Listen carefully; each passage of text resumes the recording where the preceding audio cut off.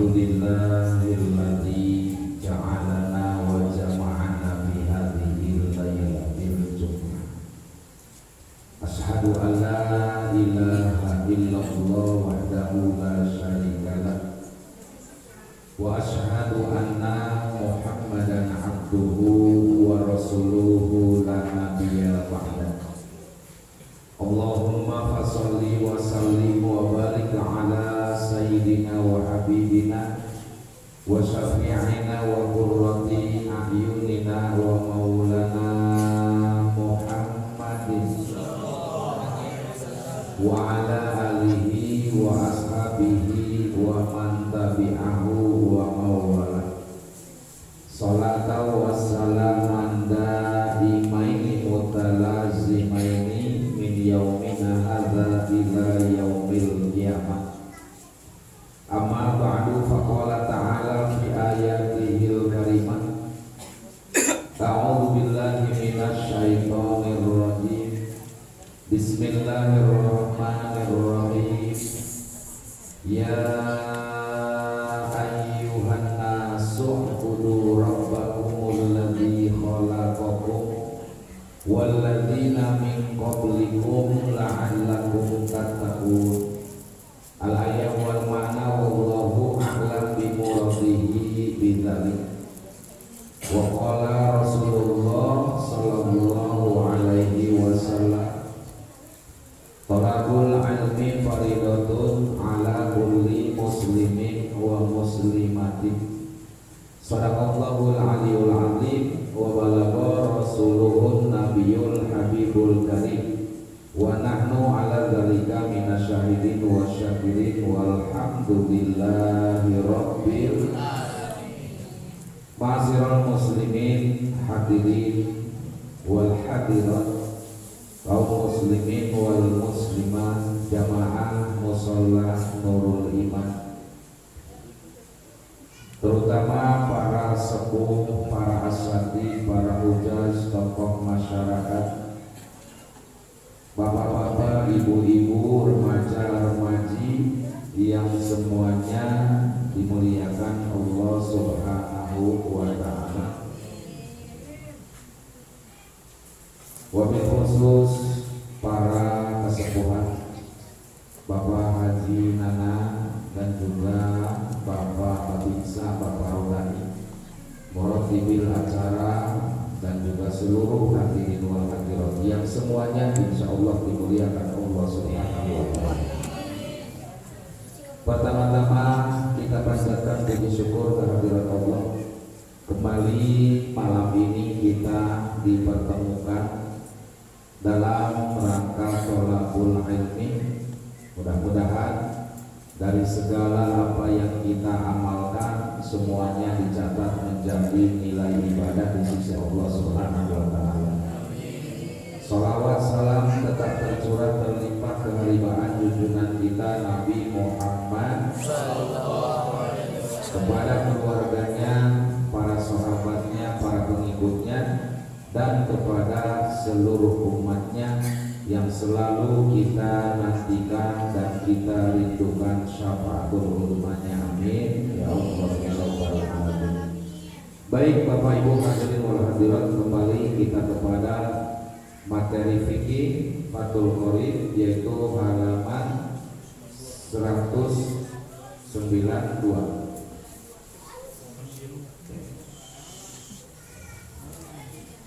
Halaman 192 tengahnya. Bismillahirrahmanirrahim. Allahumma ftah alaina bihikmatika wansur alaina rahmataka ya dzal jalali wal ikram. Allahumma ftah lana bifutuhil arifin wa yasiru bil qiraati fihima naharon wa yazharu biha lailan wa idza lam yusallihima khalfal maqami fa fil hajari wa illa fa fil masjidi wa illa fa fi ayyi mawdi'in sya'a minal harami wa ghairihi wa sadisuha al-mabitu bimina agama sohahahu ar-rafi'yu lakin sohaha an-nawawiyu fi ziyadati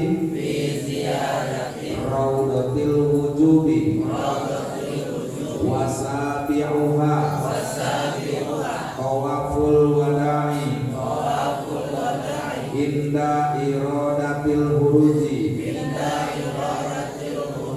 mimma kata lisafarin hajan kana aula tawilan kana au qasiran wa ma dzakarahul musannifu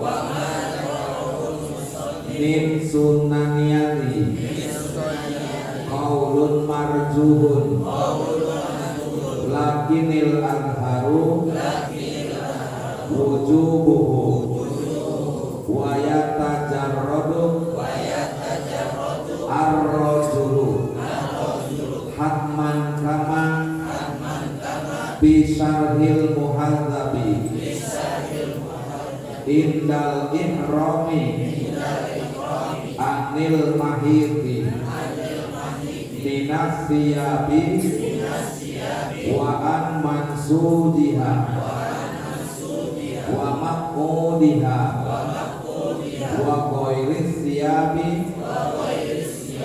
min huffin wa na'lin wa yalbasu idaron wa ridaan baidoini jadidaini wa illa fa nadhifaini.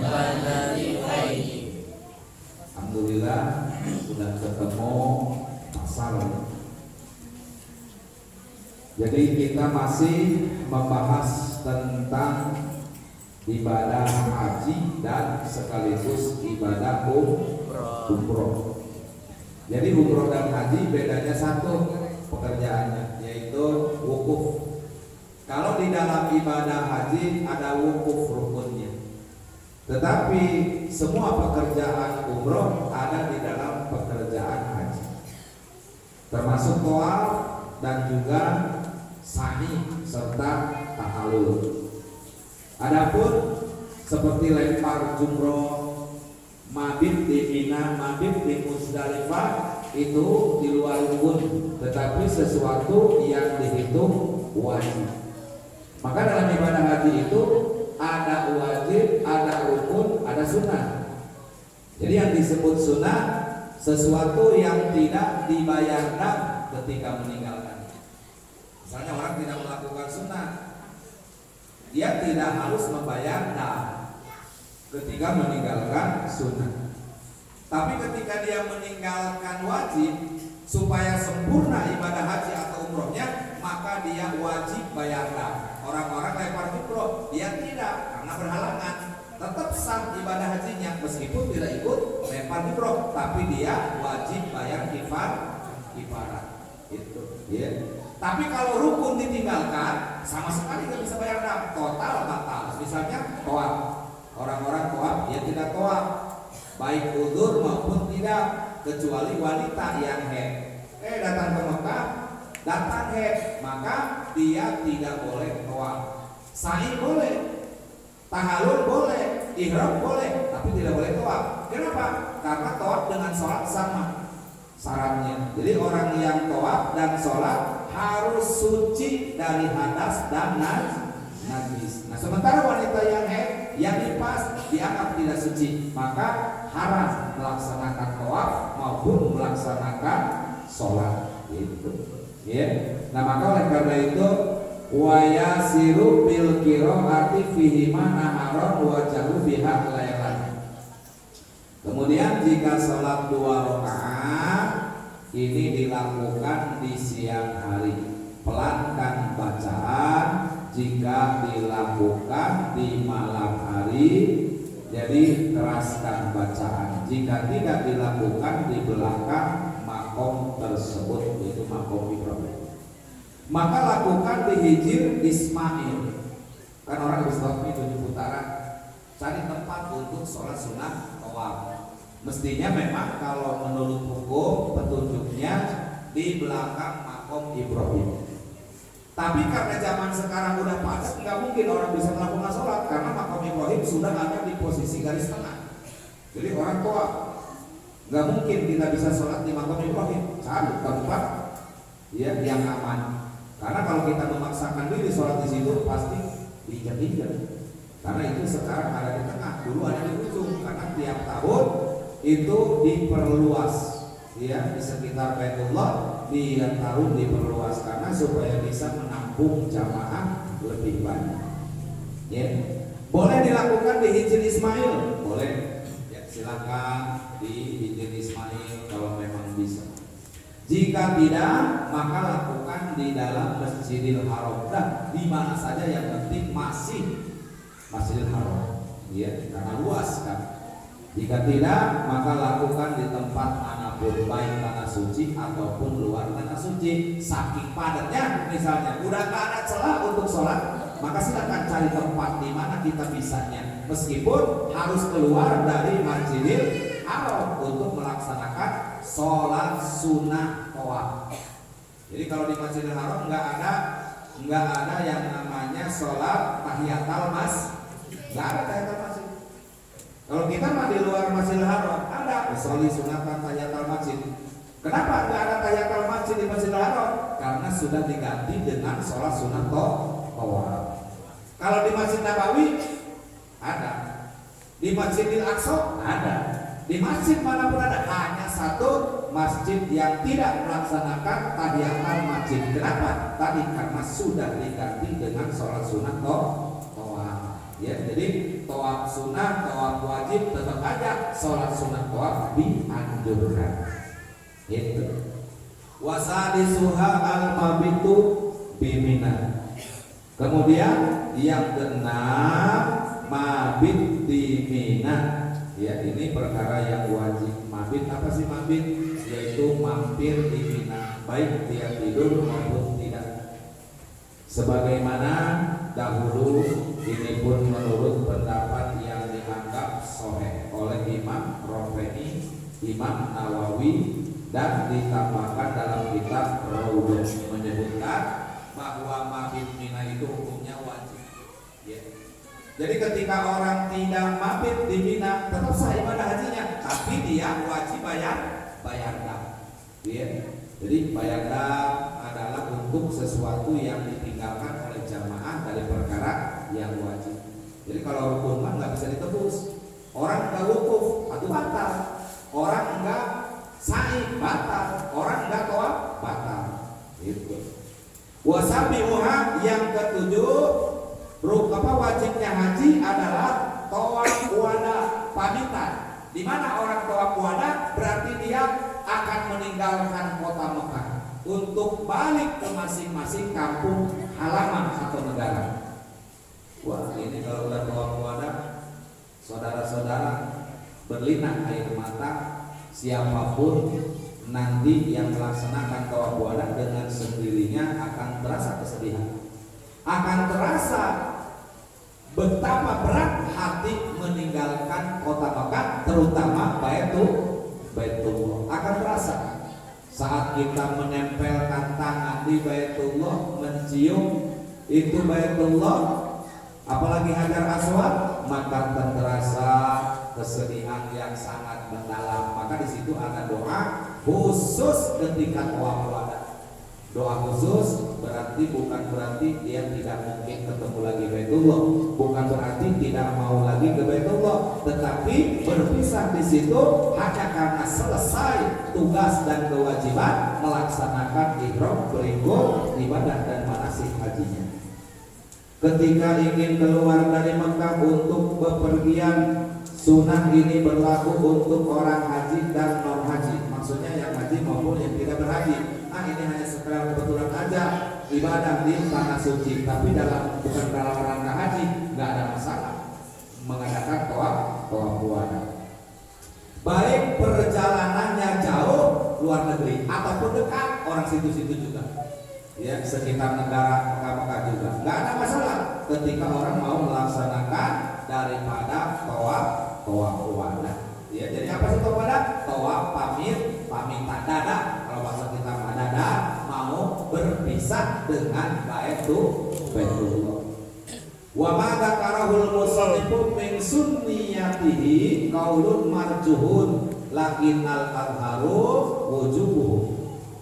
Apa yang telah diterangkan oleh musannif yaitu disunahkannya tawaf wada adalah menurut pendapat yang lemah. Pendapat yang kuat menyatakan bahwa tawaf wada itu hukumnya wajib. Jadi kalau orang tidak melakukan tawaf wada ketika dia mau pamitan pulang, maka dia wajib bayar denda.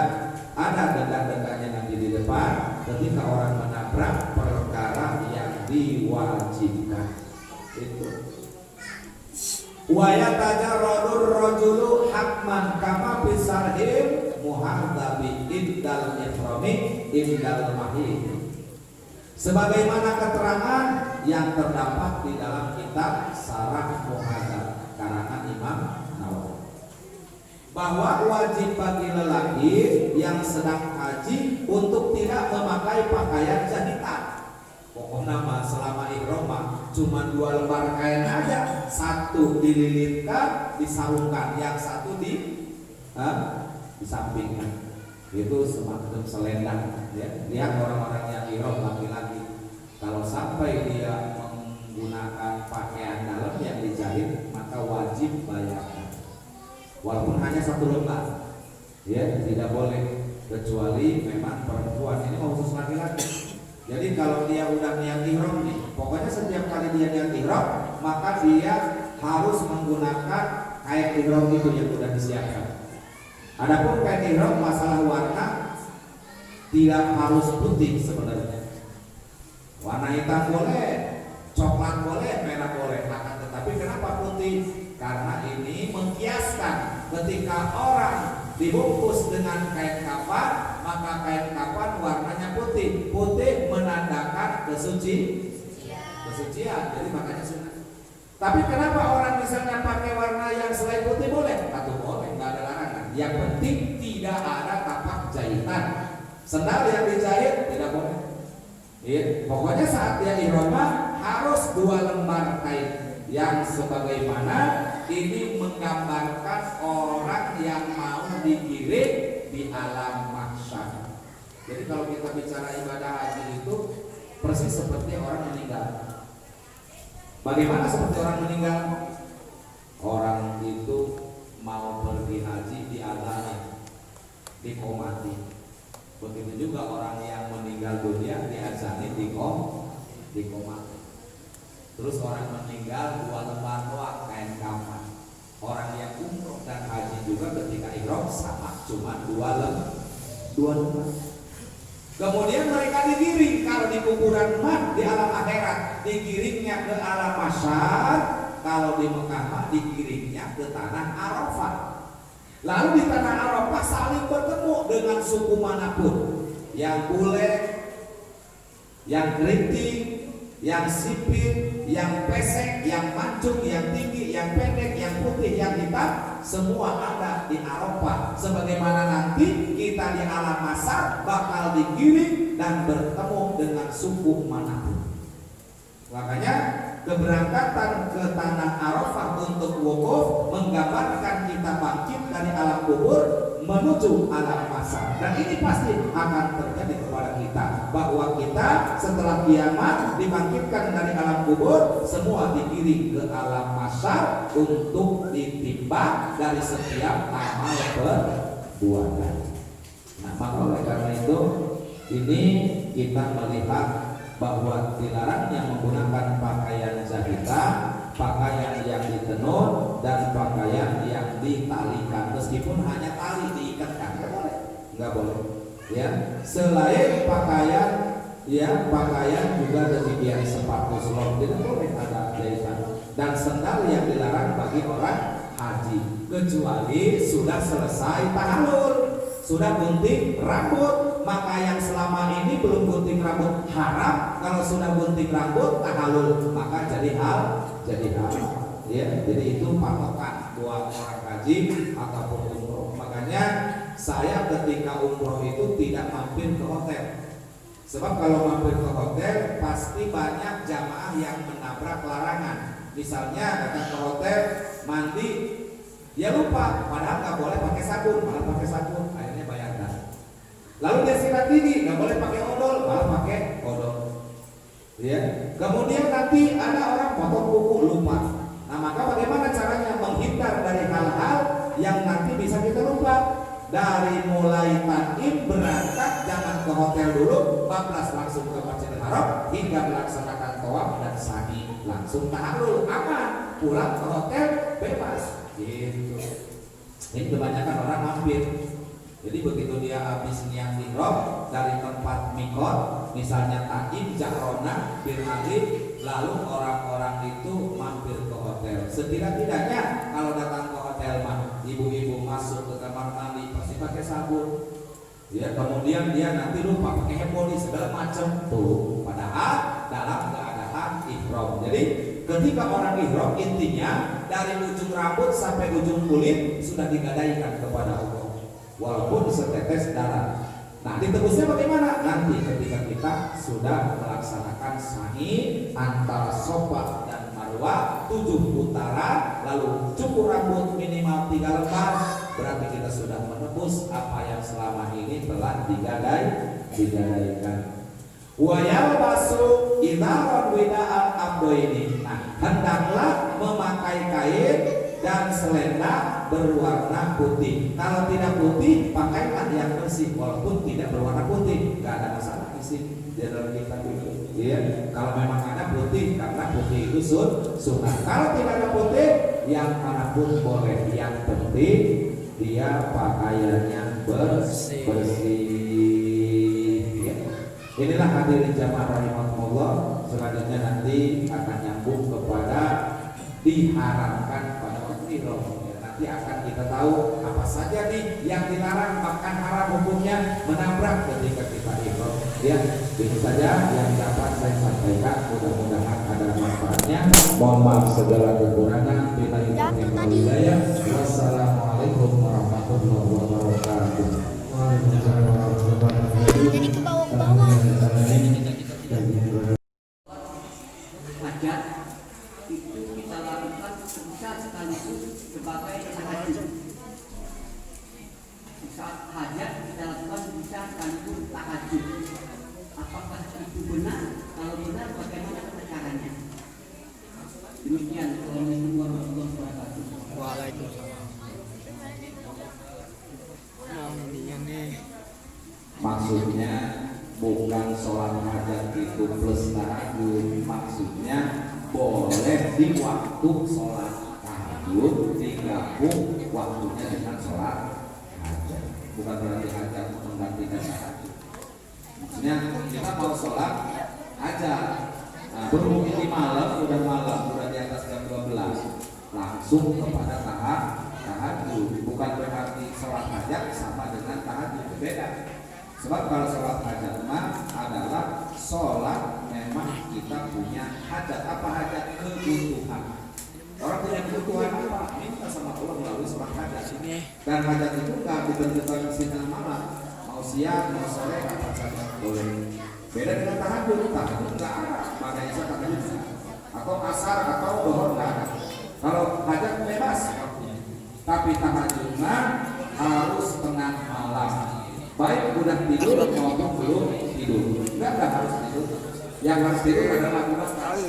Yang tidak tidur adalah Sayyidina Umar. Atau sini aja. Orang mau tahajud bagus Sini, guys. baik dia tidur dulu ataupun dia belum tidur. Jadi bukan berarti tahajud menggantikan hajat, tetapi boleh digabung waktunya antara hajat dengan tahajud seperti itu.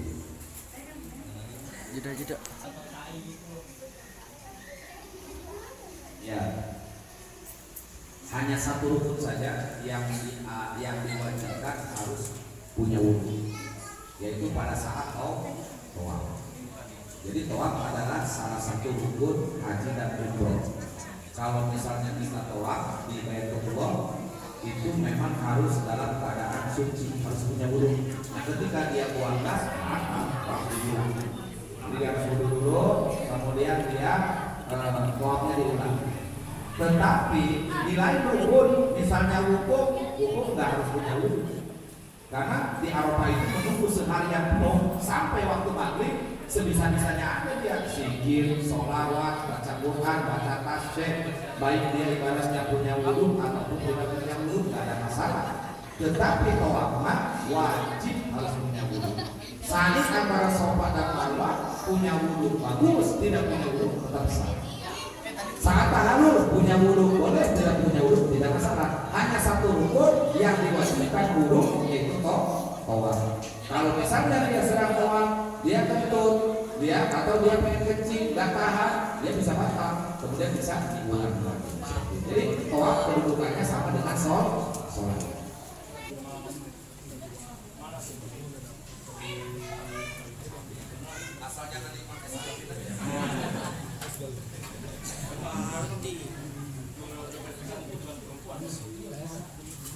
Lain itu mah, kalau kentut makan lain. Ini kan pertanyaannya masalah kentut. Kalau masalah bertemu kulit mah, misalnya karena darurat. Memang batalnya wudhu itu adalah banyak ya, seperti bertemu kulit laki-laki yang perempuan yang bukan mahram. Kemudian datang hadas seperti tadi, BAB, kencing dan buang gas. Nah, bagaimana ketika kita berdesak-desakan dengan wanita-wanita yang ada di sekitar Baitullah? Kalau kita dari belakang ketendang, ketajam, nempel karena mata kita ada di depan, kita tidak bisa menghindar, dia nggak ada masalah, darurat. Tapi kalau kita nempel dari depan, upayakan menghindar. Kenapa? Karena Imam Syafi'i itu menganjurkan wanita menggunakan sarung kaki. Tidak sarung kaki telapak kaki ibu-ibu nempel dengan kita, nggak apa-apa karena terhalang kulitnya. Tapi orang-orang sana, orang-orang Timur Tengah main potong-potong aja jalannya itu yang tidak ada etika sama sekali, tidak ada tawaduk. Nah, maka oleh karena itu ketika mereka nabrak kita, bertemu dengan kita dari belakang, itu tidak ada masalah karena kita tidak ada niatan. Tapi kalau dari depan, kitanya harus berusaha. Nah, bagaimana kita taklid di sana? Semua dari mancanegara, meskipun di Indonesia dia adalah mazhab Imam Syafi'i, datang ke sana mati kepada Imam Hanafi dan Imam Maliki. Seperti itu.